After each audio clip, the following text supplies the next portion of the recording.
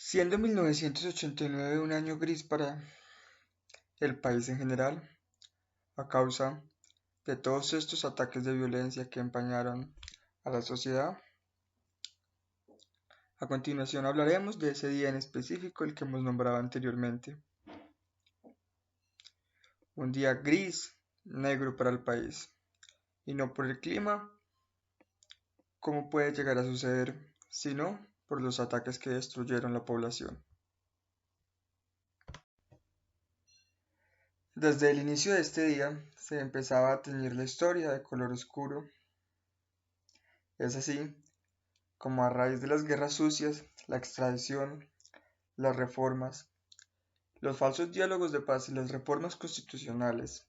que se cocinaban a lo largo y ancho del país, empezó a detonar pequeñas víctimas, pequeñas víctimas del conflicto armado y de las situaciones nombradas anteriormente,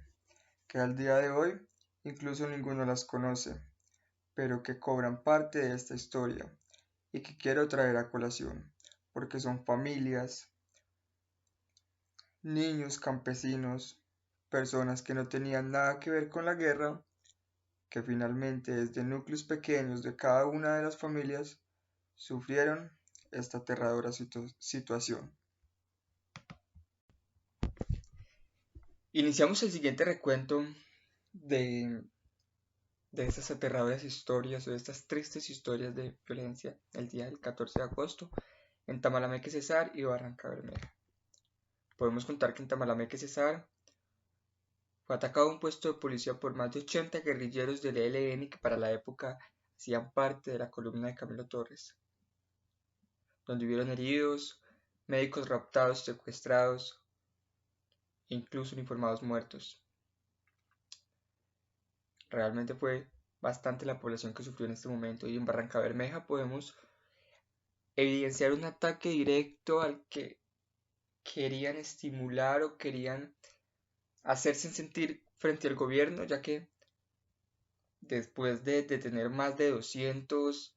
vehículos, logran quemar dos buses de Ecopetrán, dos buses que para la época le prestaban servicios a la petrolera Ecopetrol, que realmente viene siendo una empresa,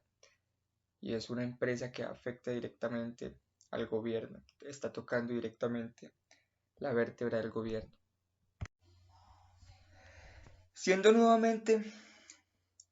la policía víctima de estos conflictos y víctima de estos ataques, el mismo día en Barrancabermeja,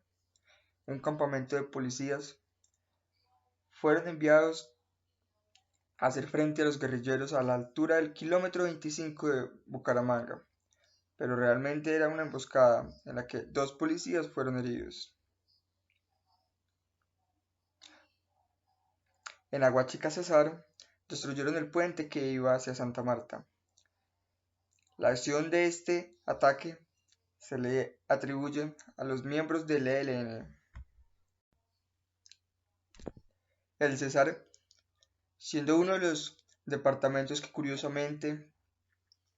en este día sufrieron más ataques. Existe nuevamente referencia de un nuevo ataque frente a dos camiones de la multinacional Coca-Cola, que para el día de hoy aún sobrevive, pero a la altura de un corregimiento rural, en ese día incendiaron buses e hirieron a las personas que conducían el camión. Igualmente en Curumaní se registra, o se registró más bien para la época, un retén de alrededor de 30 guerrilleros a la altura de un corregimiento nombrado San Roque.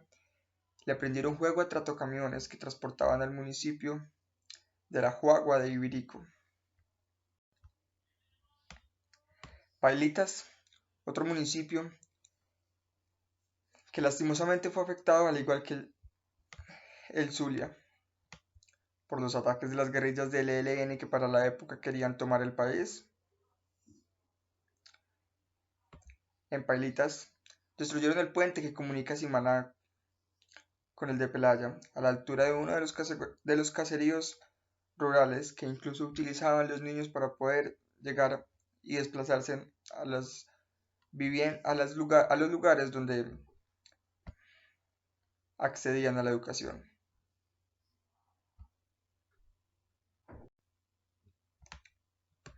Los municipios de Los Patios y Garagoa en este día tuvieron, al igual que los anteriores, ataques de violencia, pero a diferencia de ellos, estas acciones se le atribuyeron a miembros de las FARC. En el primero de ellos incendiaron un bus de servicio público en una zona rural. En el segundo de ellos, el enfrentamiento entre las FARC y la guerrilla. En la parte del municipio de la zona rural dejó un guerrillero muerto, que al igual que víctima o victimario, como se pudiese nombrar o como se pudiese hablar de roles en esta crítica situación, desde mi perspectiva y desde una visión en general de lo que sucedió en este año a lo largo de la guerra en Colombia, aunque fuese guerrillero y estuviese atacando a la fuerza pública, se le puede considerar como una víctima más del conflicto armado, una persona que cayó en esta situación. Siendo San Luis el último municipio del cual vamos a hablar y el último en el recuento de estos hechos de violencia que sucedieron en el día que fue catalogado como el día más violento, con la mayor cantidad de ataques hacia la población civil y hacia la población de la policía, hacia la población que resguarda el bien público y que resguarda a las personas, que las protege. Este último no fue ajeno a las situaciones causadas por las guerrillas del ELN, en la que quemaron camiones, tractomulas, en las que volaron puentes, en las que incluso estos puentes que conectaban a las principales ciudades del país, que movían la economía, secuestrando a policías. Quizás este tipo de situaciones las hacían en una búsqueda constante de llamar la atención del gobierno, del Estado, pero sin tener en cuenta que finalmente estaban peleando y finalmente estaban arrodillando a la población que menos tenía que ver y que menos podía solucionar el problema. La población civil, la población individual no era quien definitivamente iba a acceder eh, a las solicitudes de beneficios que para la época ellos querían tomar el poder, tener el poder de las poblaciones, descentralizar el gobierno, ese tipo de situaciones que bastante violencia y que bastante sangre hicieron correr a lo largo del país. Hablar de héroes de la patria puede llevarnos a pensar en 4, 5 o 6 personajes importantes, 2, 3, 4, 5 masacres que hayan horrorizado el país. Pero de manera personal decidí hablar sobre aquellos ataques individuales a la población, aquellos ataques que no se visibilizan,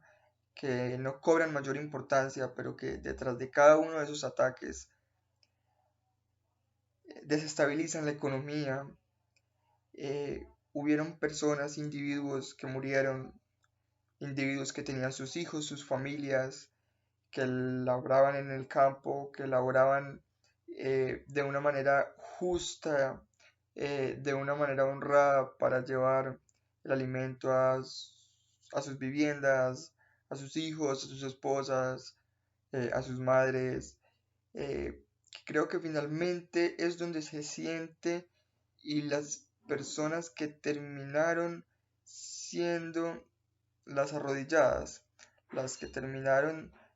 viviendo y sufriendo el horror de la guerra, en la búsqueda de desestabilizar un país, en la búsqueda de desestabilizar un estado,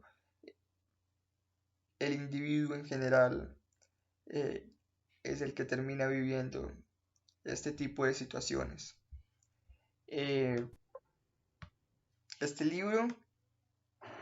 del cual utilizo como principal bibliografía, es desarrollado por una cronista que nos lleva y su percepción de lo que hace es muy parecido a lo que queremos lograr con esta introducción y con este breve recuento sobre las víctimas de Colombia y es que debemos de comprender la dimensión de lo que se vive, debemos de reconocer esa historia de nuestra generación, reconocer ese antepasado para quizás poder entender demasiadas situaciones que se siguen viviendo al día de hoy, pero no comprendemos el hecho de cómo funciona. O no somos capaces de articular que muchas de las cosas que pasan al día de hoy, incluso aún son consecuencias de la guerra vivida en las anteriores décadas. Muchísimas gracias.